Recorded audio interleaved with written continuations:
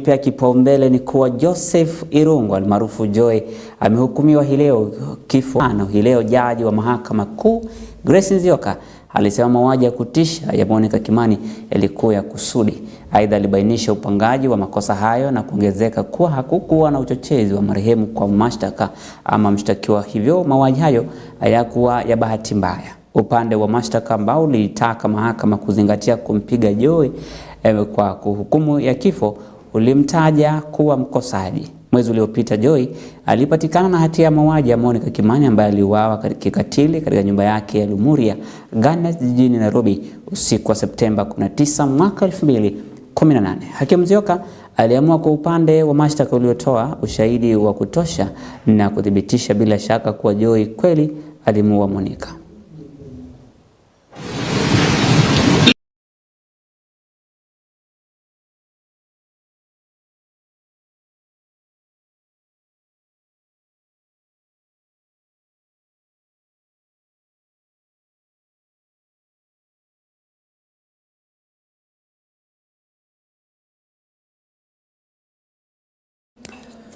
Kunradhi mtazamaji, tutakuwa tukirejelea taarifa hiyo muda usio mrefu. Baada ya madaktari kusitisha mgomo siku ya Jumatatu wiki hii kupisha mazungumzo ya Wizara ya Afya, hali imekuwa tofauti katika mazungumzo hayo yaliyofanywa. Muungano wa madaktari na madaktari wa meno nchini Kenya KMPDU umetangaza kuwa mgomo wa madaktari utaanza Jumatano usiku wa leo wa manane kufuatia kutokuwepo kwa notisi ya mgomo wa siku 7. Wakati akitangaza kuanza kwa mgomo huo wa taifa nzima, Katibu Mkuu wa KMPDU Daktari David Jatela alisema serikali haijaonyesha nia ya kushughulikia malalamiko yao yaliyotolewa na madaktari na imeshindwa kuheshimu makubaliano ya pamoja ya mwaka 2017 yaliyowekwa. A strike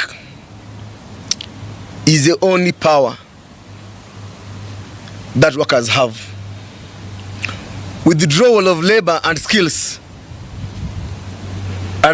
is the only way that a worker can compel a heartless, belligerent employer to come to the table to negotiate. Regrettably, the government has shown a lack of willingness to address these pressing concerns, leaving healthcare workers in a state of frustrations and dismay. It is with great disappointment and sadness that we announce the commencement of our nationwide strike from tonight, the 13th day of March at 00 hours. As KMPDU, we have crossed the Rubicon and we're at a point of no return.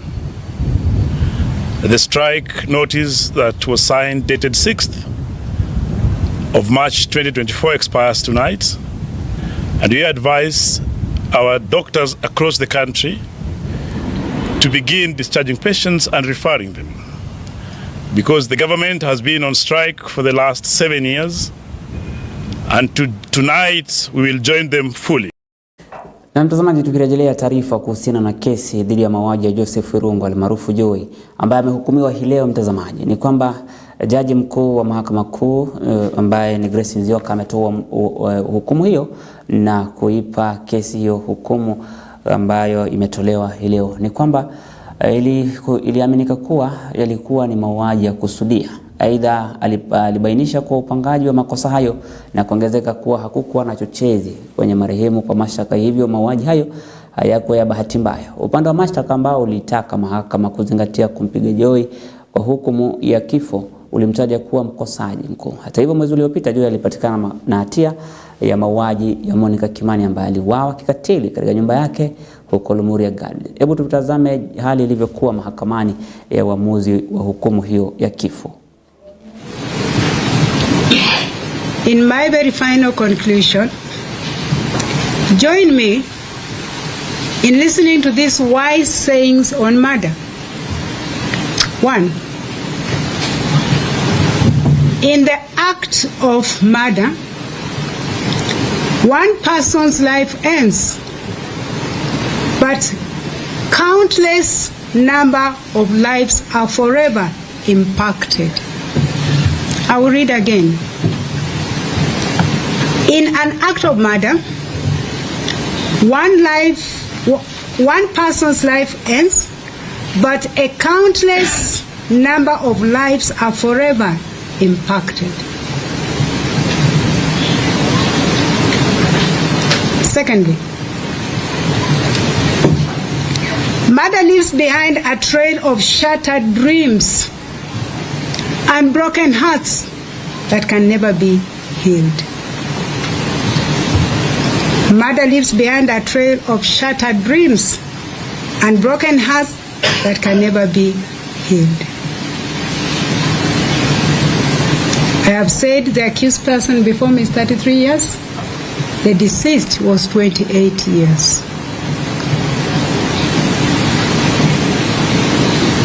Thirdly,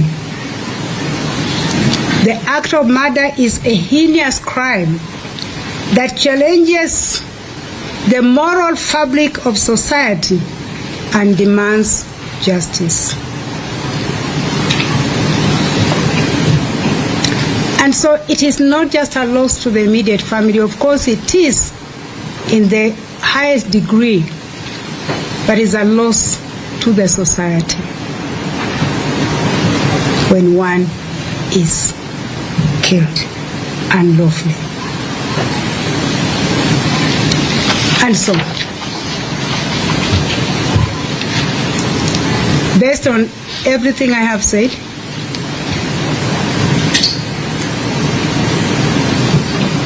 I have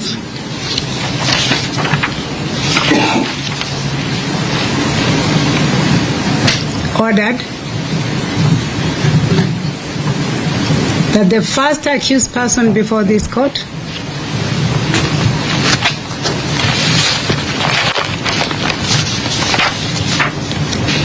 being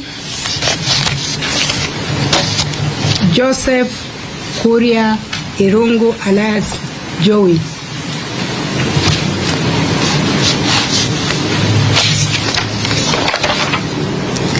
shall suffer death as provided for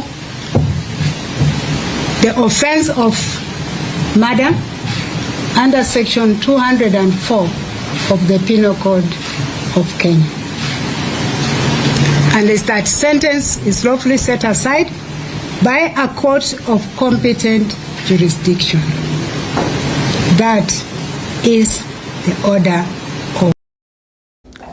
Na hiyo ndio hukumu ambayo imetolewa na hakimu mkuu wa mahakama kuu ambaye ni Grace Nzioka kuhusiana na mauaji ya Jowie Irungu. Na tukisonga mbele mtazamaji, washukiwa zaidi wamenaswa katika operesheni ya kukomesha uuzaji wa dawa za kulevya katika mji wa Maroro, kaunti ya Tana River, huku zaidi ya kilo 10 za bangi zikipatikana. Hata hivyo, kamishna wa kaunti hiyo ya Tana River David Koskei ametoa onyo dhidi ya walongozi wa mihadarati, akisema kuwa yeyote atakayepatikana katika biashara hiyo atachukuliwa hatua kali za kisheria, wakiwemo maafisa wa polisi wanaotoa taarifa za kijasusi kwa walanguzi hao hawatasazwa na sheria. Polisi wanaendelea kufanya msako mkali dhidi ya walanguzi wakuu wa dawa za kulevya katika kaunti za kaskazini mwa Kenya ikiwemo Garissa. Hatuwezi kosa wale watu wanahusikana pamoja na wale wanafanya hii biashara ambaye sio halali. Na of course tuko na habari kwa wengine from intelligence yetu, tuko na habari kwamba even among maybe one out of us, at least from any other quarter, we are working on that because the government is very direct. Then we are also seizing that house that we found bang more than 10 kilograms and those decors and pethidine, diazepam. That house from today is a government property using Psychotropic Act 1994. Because once bang is found there and you are trafficking, you are selling, that property no longer belongs to you, it belongs to government. Na mtazamaji, tukiachana na hayo, mjenzi wa umri wa makamu aliweza kuanguka na kufariki papo hapo alipokuwa akiweka lifti mpya katika jengo la orofa 18 mkabala na South House mjini Mombasa. Marehemu alipatikana akitazama chini kwenye shimo la lifti, huku wenzake akifanikiwa kuruka kutoka kwenye lifti hiyo na kutoroka bila majeraha. Polisi wa idara ya zimamoto na maafisa ya kaunti walichukua mwili huo sasa moja baada ya tukio hilo la kusikitisha. Uchunguzi wa polisi unaendelea kuhusiana na marehemu, huku marehemu huyo akifikishwa katika chumba cha kuhifadhi maiti cha hospitali ya mafunzo ya rufaa ya Pwani Hata hivyo, mjumbe wa kamati ya utendaji wa kata na waziri wa barabara na miundombinu Dan Manyala alisema marehemu alikuwa amenaswa kwenye shimo la lifti katika orofa ya 4 ya jengo hilo. Washukiwa zaidi wamenaswa katika operesheni ya kukomesha. Hata hivyo, hali hiyo ya kutokuwa uangalifu kuhusiana na ujenzi.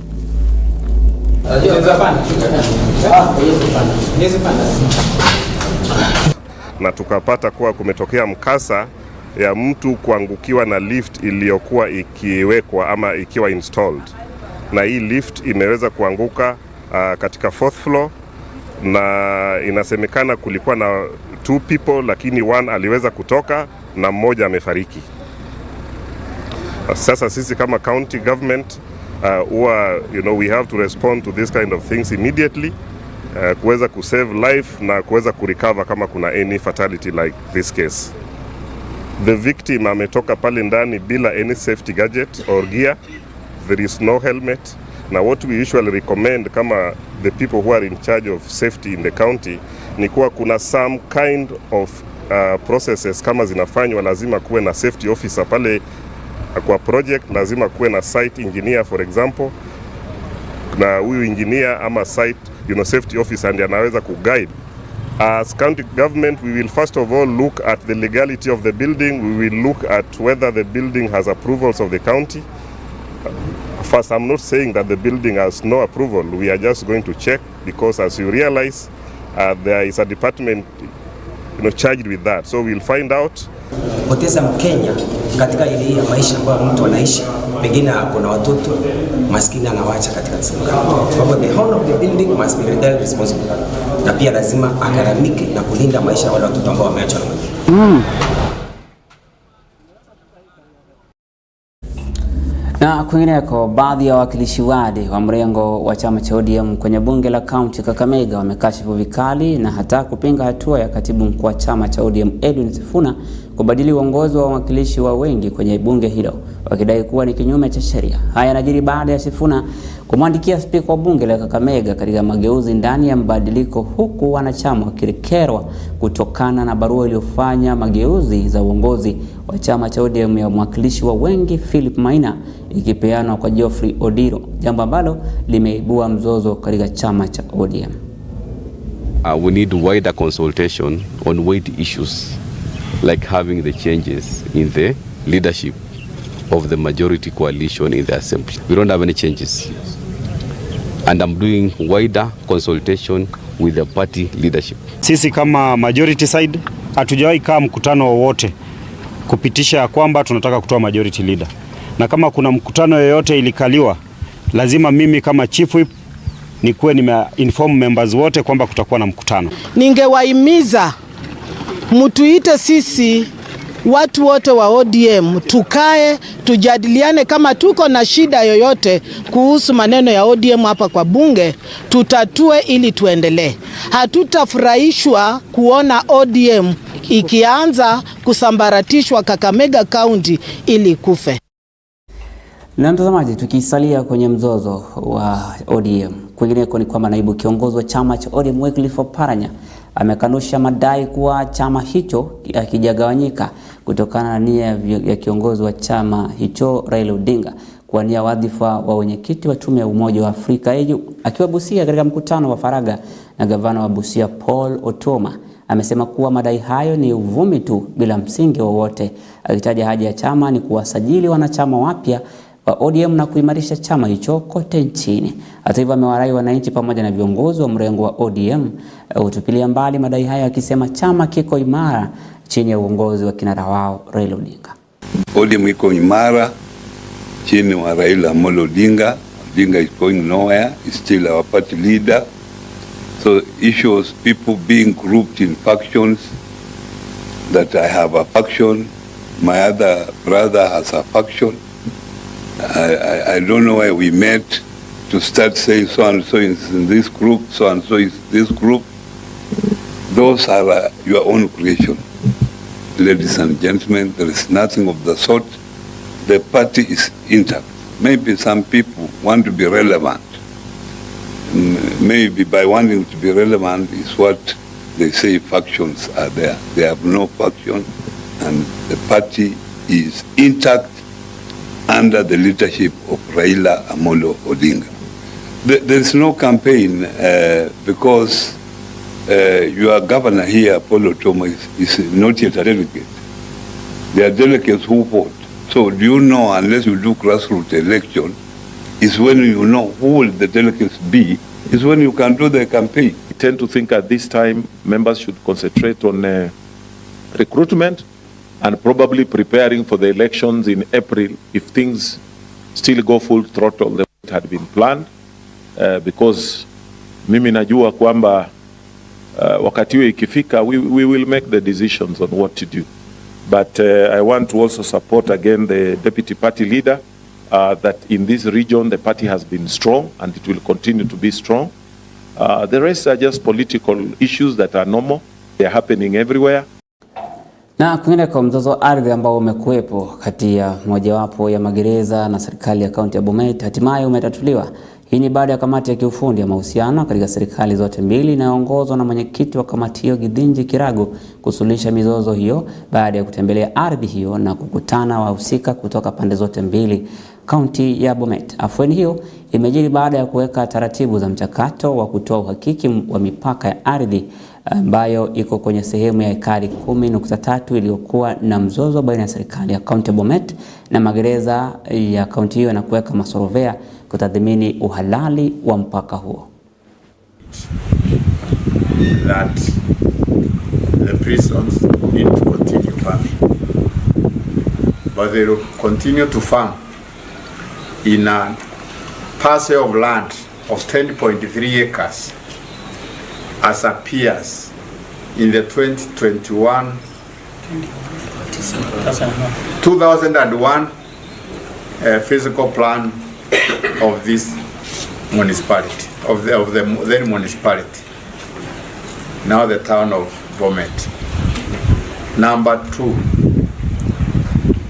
that the whole issue in terms of what is the actual size of land will be agreed on the basis of the county government putting in their surveyor in the presence of a surveyor from the prisons department to determine the exact boundaries of that 10.3 acres.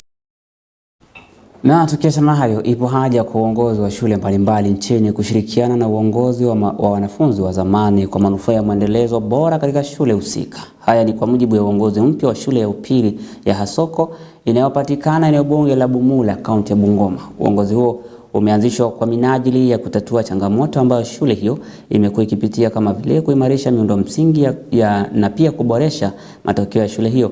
Baada ya uchaguzi huo, Steven Kakonya alichaguliwa mwenyekiti mpya ambapo atahudumu kwa miaka 2 akiahidi kufanikisha miundo msingi chini ya kikundi hicho kipya ambacho kimeteuliwa. Kauli hiyo ilikaririwa na wanachama wenzake. Naibu wa mwalimu mkuu Daniel Mtumi amehakikishia wanafunzi hao ushirikiano bora baina yao na shule ya Hasoko. Kwenye matokeo ya mwaka jana, shule hiyo iliandikisha alama ya wastani ya 7.0. Kuna zile changamoto ambazo ziko wazi ambazo hata tukifanya nini lazima focus yetu itazilenga. Kuna changamoto ya miundo msingi. Shule yetu tumeshatembelea huko, tumeongea na mwalimu mkuu na tumepata first hand information juu ya miundo msingi vile inahitaji msaada wa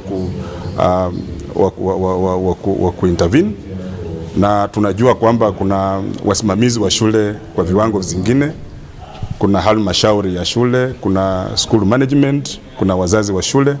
Sasa kama kikundi cha wanafunzi wa zamani tunataka tutue sehemu moja ambayo itakuwa tegemeo kwa maendeleo ya baadaye ya usoni ya shule. Tuna uhakika mchango yetu pia itahitajikana katika sehemu ya masomo. They have held their elections today and we have had a new chairman and a new team, and I'm proud of this kind of initiative. This initiative is very good, coming a long way, And we believe that this school, because of this team, it's going to go into great heights in terms of performance, co-curricular activities, and other important activities. We are doing well as a school, especially in academic performance.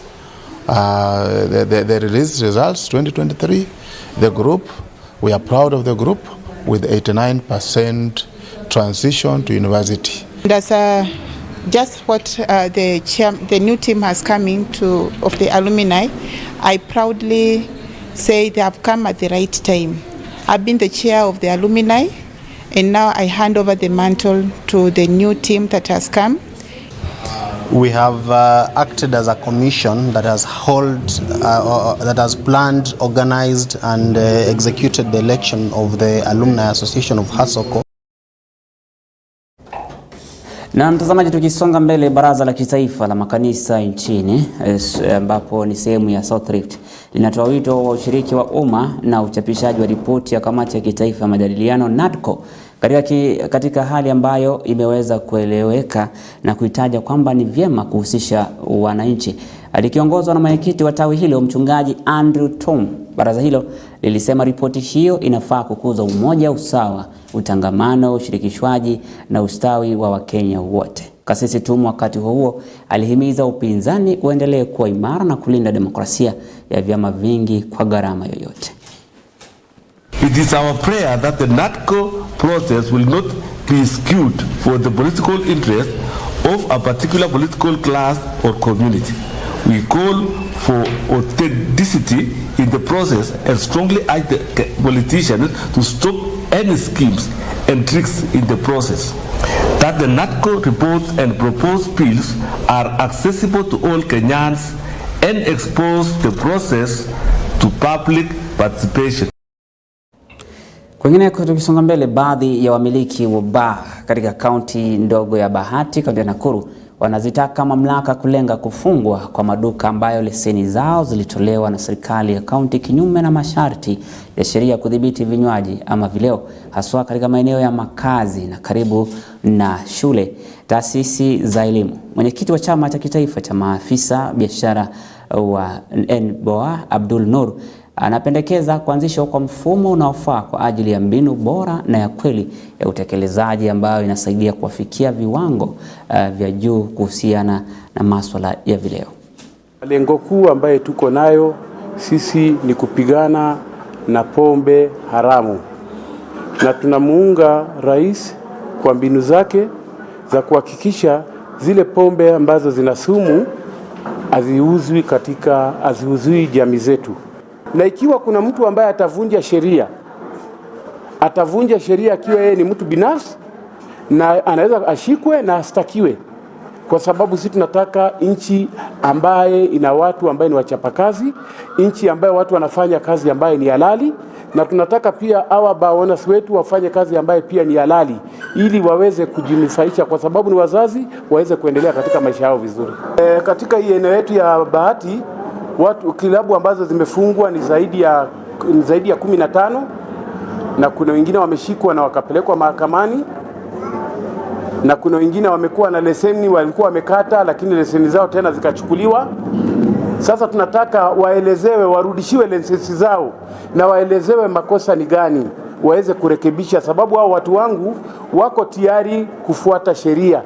Lakini ile kitu ambayo hatutaki ni harassment peke yake, ndio hatutaki. Hawa ni Wakenya, waelezewe maneno na matatizo mahali iko kwa utaratibu. Na mtazamaji, ni hatu kwa sasa tuliokuandalia. Majira ya saa 1 mwendo saa 3 tutarejelewa na mengi zaidi pamoja na spoti. Jina langu ni Emmanuel Maro na kutakia usiku mwema. Tupatane hapo kesho panapo majaliwa ya Mwenyezi Mungu.